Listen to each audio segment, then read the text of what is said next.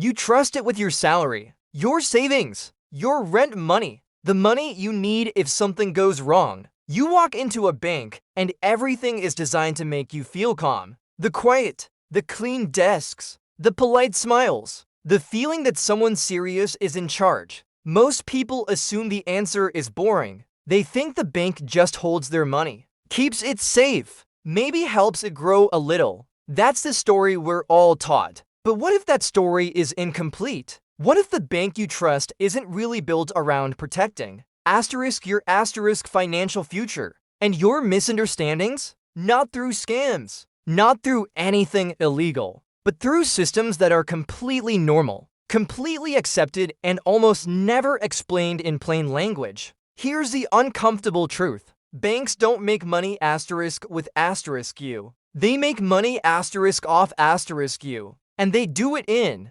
ways so subtle that most people never notice until years have passed and they're wondering why they always feel behind, even though they've done everything right. This video isn't about anger. It's not about fear. And it's not about telling you banks are evil. It's about something much more important. And the problem isn't that the game is unfair. The problem is that most people don't even know the rules exist. Think about how early you were introduced to banks. Maybe as a teenager, opening your first account. Maybe when your first paycheck hit direct deposit. Or when you signed papers for a credit card, a loan, or a mortgage. No one sat you down and explained how the system really works. You were told, this is where responsible adults keep their money. This is how you build a stable life. This is just how things are. So you followed the path. You deposited. You saved. You paid your bills. You trusted the process. And slowly, quietly,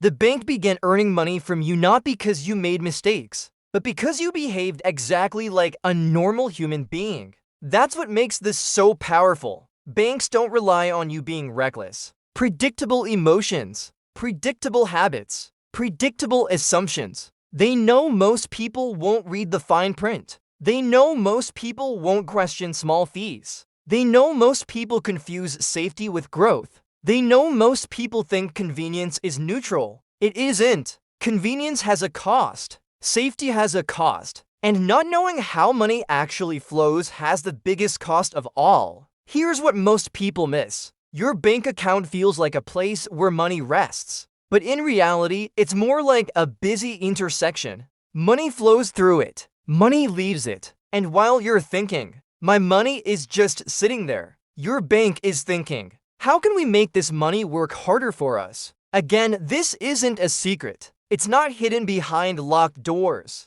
Because when something becomes normal, we stop questioning it. You don't question why your savings barely change year after year. You don't question why borrowing feels easy but paying back feels heavy. You don't question why some people seem to get better deals, lower rates, and more flexibility while others struggle just to stay afloat. You assume it's about income, or discipline, or luck. And here's the part most people don't want to hear. Banks are not built to help you build wealth. If your goals align with that, the system feels smooth. If they don't, it feels frustrating and confusing. And most people spend decades blaming themselves for that frustration. They think, I should be better with money. I should save more. I should be more disciplined. Rarely do they think, maybe I don't actually understand the system I'm inside. This video exists to change that, not by overwhelming you with numbers, not by throwing complicated terms at you, and not by telling you to abandon banks or live differently overnight, but by calmly walking through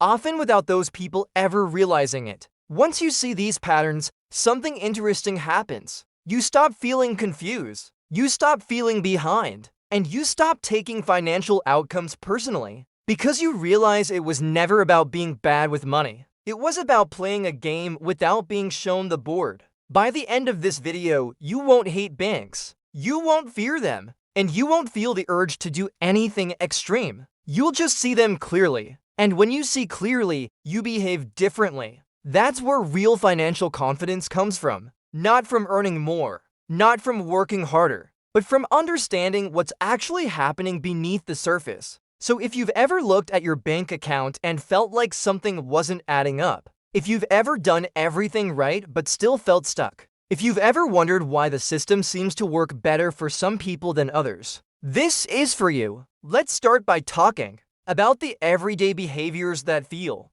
harmless but quietly cost you the most. Let's start with something that feels very normal. You check your bank app in the morning. Your salary came in. Bills went out. The numbers look fine, but also somehow disappointing. Nothing is wrong exactly. You're not in crisis. You're not irresponsible. And yet, there's this quiet feeling in the background. A feeling that money comes in and then disappears. You don't remember wasting it. You don't remember making a big mistake. It just slowly drains away. Groceries, subscriptions, small purchases you don't even think about, fees you barely notice. You tell yourself that's just life. Now imagine another moment. You walk into a bank branch or open a loan page online. Everything feels welcoming. The language is soft. The buttons are easy to click. You're pre-approved. Low monthly payment. Flexible options. It feels like the bank is helping you move forward. You don't feel pressured. You don't feel tricked. You feel supported. And that's exactly why most people never slow down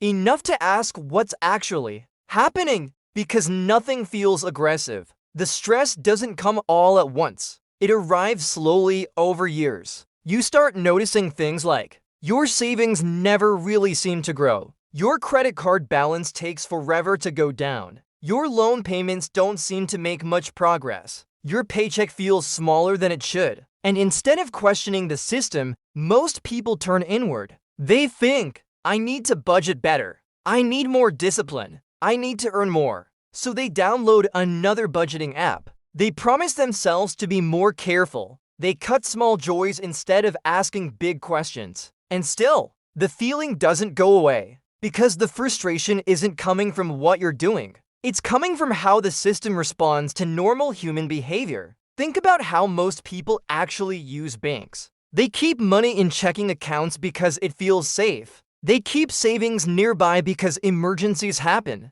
They use credit cards because they're convenient. They take loans because big purchases are impossible otherwise. None of this is reckless. It's responsible. And yet, over time, responsibility starts to feel expensive. You notice fees for things you didn't even realize were optional. You notice interest eating away at payments you've already made. You notice that the bank always seems fine, even when you feel tight. Here's another common situation. You're told to save more. So you do. You move money into a savings account. You feel proud, disciplined. Months pass. Years pass. The balance goes up a little, but life gets more expensive. Rent rises. Food costs more. Everything costs more. And suddenly you realize something uncomfortable. Your money didn't actually move forward. It just stayed still while the world moved ahead. No one warned you this could happen. No one explained that saving and growing are not the same thing. They just told you that saving was smart. So when progress doesn't show up, you assume the problem is you. Now let's talk about debt. Most people don't get into debt because they're careless. They get into debt because life doesn't wait. A car breaks down. A medical bill appears. An opportunity comes up that requires upfront money. The bank is there, ready. Forms are simple. Approval is quick. The payment sounds manageable. And for a while it is. Then months go by. You're paying consistently, on time, but the balance barely changes. It feels like walking on a treadmill. You're moving. You're sweating. But you're not getting anywhere. And again, you internalize it. I must be bad with debt. I shouldn't have borrowed. I should just accept this. Most people never stop to ask why the system feels this way. Why paying feels harder than borrowing. Why progress feels slow. Why clarity feels rare. Here's something subtle. Banks speak a language that sounds friendly, but isn't designed to be understood deeply. Minimum payment, annual percentage, reward points, low interest. These phrases feel harmless, but they shape behavior. Minimum payments encourage staying in debt. Rewards encourage spending more. Low interest distracts from long timelines. Percentages hide real costs behind small-looking numbers. You're not stupid for missing this. You're human. We think in months. We think in convenience. We think in can I handle this right now? Banks know this. That's not an accident. Another quiet frustration shows up when you compare yourself to others. You see people who seem to borrow easily, who get better offers, who pay less for the same things, and you wonder what you're doing wrong. You don't see their full picture, but you also don't see how the system quietly sorts people based on risk, assets, and behavior. All you feel is the gap, and gaps create shame. Shame makes people avoid looking closely, avoid reading statements, avoid asking questions, which makes the system even more powerful. Because a system works best when people participate without understanding. Most people don't distrust banks. They just feel tired around money, tired of thinking about it, tired of worrying about it, tired of feeling like it never quite clicks. That tiredness is not accidental, because when you're tired, you default to convenience. And convenience is where banks make their easiest money. None of this requires you to do anything wrong. That's the part no one explains. The problem isn't bad choices. The problem is making choices without seeing the full picture. In the next section, we're going to slow everything down and look at why this keeps happening. Not from a technical angle, but from a psychological one. The frustration starts to make sense, and clarity replaces blame. To understand why banks make so much money from ordinary people, you don't need to understand finance. You need to understand human behavior, because banks aren't built around numbers first. They're built around how people think, feel, and react. Let's start with a simple truth. The human brain is not designed to think long-term. It's designed to keep us safe right now. Thousands of years ago, this kept us alive. Today, it makes us vulnerable to systems that stretch costs over time. When you open a bank account, nothing bad happens. When you swipe a card, nothing bad happens. When you take a loan, nothing bad happens. In fact, it often feels good. Relief, convenience, progress. Your brain learns a very clear lesson. This is safe. Banks lean into that feeling. Everything about their design reinforces calm. Clean spaces, soft language, simple buttons, friendly interactions. Your nervous system relaxes. And when your nervous system relaxes, you stop questioning. This is not manipulation in a dramatic sense. It's alignment. Banks align their systems with how humans naturally behave. Here's one of the most important psychological patterns. We feel pain immediately, but cost slowly.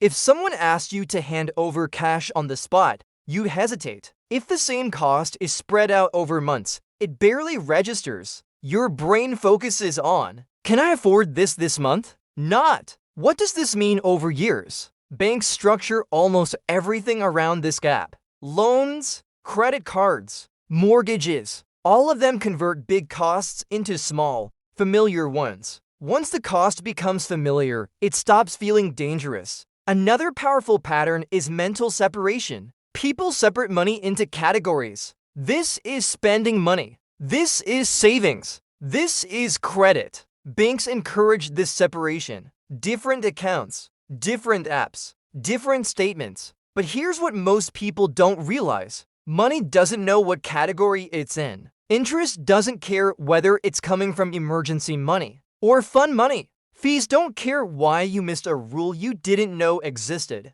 But because your brain separates these buckets, you don't see the full picture. You don't feel the total drag. You just feel small frustrations in different places. Another reason this happens is trust by default. From a young age, banks are framed as institutions of stability. Parents say, put it in the bank. Employers say, we'll deposit it. Governments say, your money is safe. So the idea that a bank might be quietly profiting from misunderstanding feels almost wrong to consider. Not because it's false, but because it challenges a deeply held belief. Most people don't question systems they depend on. They adapt to them. And adaptation looks like acceptance. Here's another subtle psychological factor. We confuse familiarity with fairness. If something has always been this way, we assume it must be reasonable. Checking accounts pay almost nothing? That's normal. Loan interest adds up slowly? That's just how it works. Fees appear now and then. Everyone deals with that. Over time, expectations shrink. People stop asking, is this actually good for me? And start asking, how do I manage within this? Banks benefit enormously from that shift. Because once people accept the rules, they stop challenging them. Now, let's talk about asymmetry of understanding. You interact with your bank occasionally. They interact with millions of people constantly. They study patterns. You live a life. They know exactly how often people overdraft, how long people carry balances, when people refinance, when people give up reading terms. This isn't personal. It's statistical. For example, most people don't read full agreements, so complexity becomes a feature, not a flaw. Most people don't switch banks often, so friction becomes profitable. Most people focus on short-term relief, so long-term cost stays invisible. Another psychological trap is optimism bias. When people borrow, they assume their future self will handle it better. I'll earn more later. I'll pay this off quickly. This is temporary. Banks don't need this to be true for everyone. They just need it to be true often enough. Because even small delays in payoff create large profits over time. Then there's status pressure. Banks position certain products as signs of responsibility. Owning a home, having credit, building a relationship with a bank. So people pursue these milestones even when they don't fully understand the trade-offs. Not because they're greedy, but because they want stability, respect, and normalcy. Banks understand this emotional layer, and they frame products accordingly. Notice how rarely banks talk about total cost. They talk about access, approval, ease, because emotionally, access feels empowering. Cost feels abstract. Another key factor is loss aversion. People hate losing what they already have more than they enjoy gaining something new. Once your money is inside a bank system, leaving feels risky. Switching accounts feels stressful. Moving money feels uncertain. Changing habits feels uncomfortable. So even when people suspect something isn't ideal, they say, not because it's best, but because it's familiar. And finally, there's financial silence. Money is one of the least openly discussed topics. People don't compare bank fees. They don't share interest rates. They don't talk about mistakes. So everyone assumes their experience is normal, and normal feels unavoidable. When you combine all of this, you get a system that doesn't need force. It runs on psychology.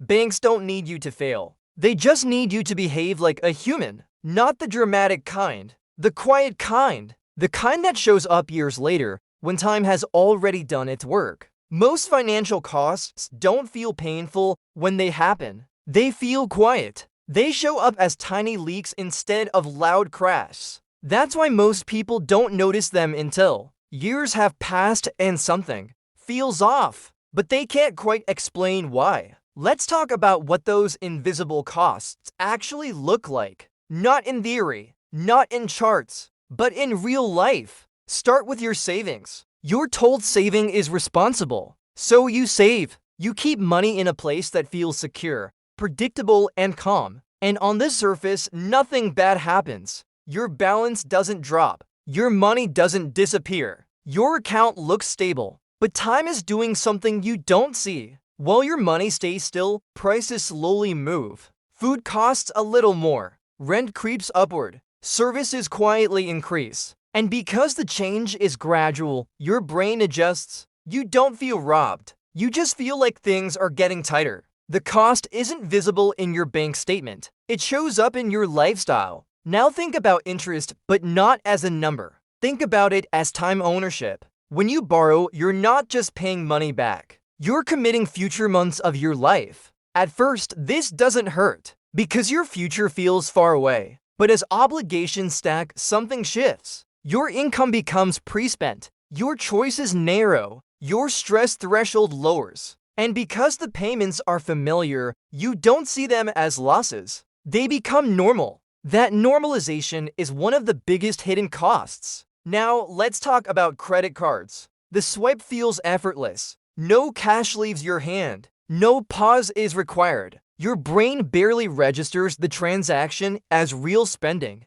But the cost doesn't disappear. It just detaches from the moment. Later, it reappears as a balance, then as interest, then as a feeling that progress is slow, even though you're paying. The invisible cost here isn't just money. It's momentum. Balance is drag. Interest compounds quietly, and the sense of moving forward weakens. Over time, people adjust their expectations downward. They stop expecting to get ahead. They aim for not falling behind. That shift has a cost too. It changes how people think about their future. Another invisible cost is option loss. You lose flexibility. You hesitate to change jobs. You avoid risks that could improve your situation. You delay decisions that might help you grow. Not because you're lazy, but because your financial structure feels heavy. Banks rarely talk about this cost because it's not visible on paper, but it shows up in behavior. People stay stuck longer than they need to. There's also the cost of emotional load. Constant low-level money stress drains energy. Even when nothing is wrong, your brain keeps checking. Am I okay? Did I miss something? Why does this feel harder than it should? That background noise affects sleep, focus, confidence. And when people are tired, they choose convenience, which often leads right back into the same systems. Fees are another perfect example. Most bank fees are small enough to ignore. A few here, a few there. You don't feel angry. You feel mildly annoyed. So you let it go. They train you not to look too closely, to accept friction as normal. And acceptance is expensive. Now consider long-term borrowing, like a mortgage. Month to month, it feels stable. But early on, most of your effort isn't building ownership. It's servicing the system. Years can pass before you feel real progress. The invisible cost here is time without leverage. You're committed but not yet benefiting.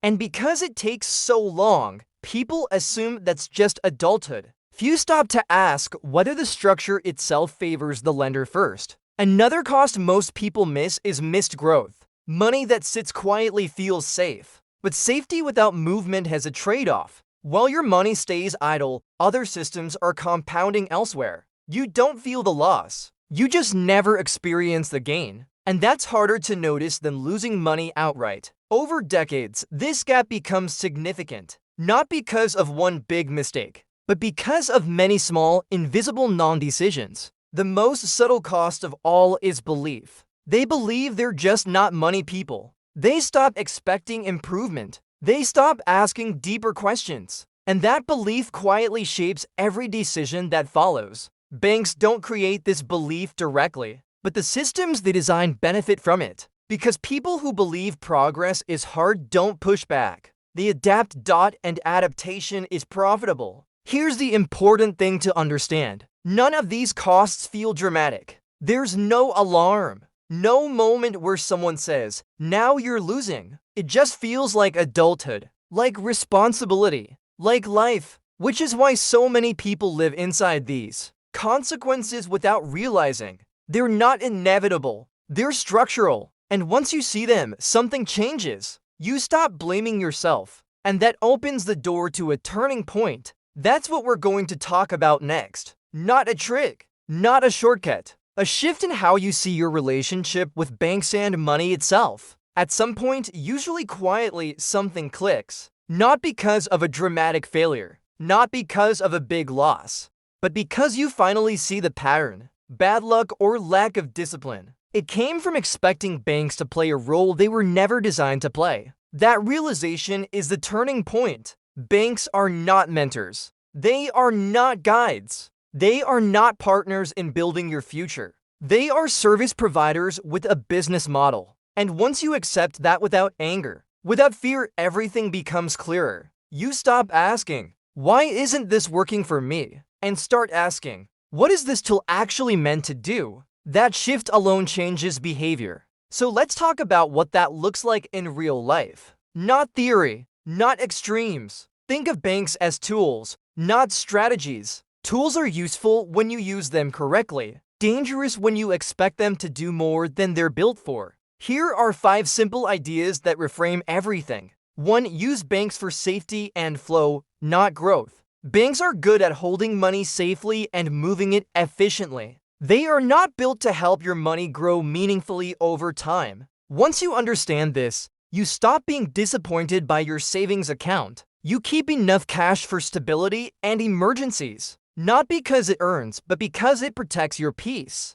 That alone removes a lot of quiet frustration. 2. Treat borrowing as time trading, not money access. Every loan is a trade. You're not just getting money. You're committing future time and flexibility. When you see borrowing this way, decisions slow down. Not from fear, but from clarity. You start asking, what future pressure am I creating? That question changes everything. 3. Remember that convenience is never free. If something feels extremely easy, ask why. This doesn't mean avoiding convenience. It means using it consciously. You decide when it's worth the trade. 4. Separate self-worth from financial products. Having credit doesn't make you successful. Owning a home doesn't make you secure. Using a bank doesn't make you responsible. These are tools, not identities. Once you stop tying your worth to financial milestones, pressure drops. Nothing dramatic is wrong, but progress feels slow. Now imagine the same person after the mindset shift. They still use a bank,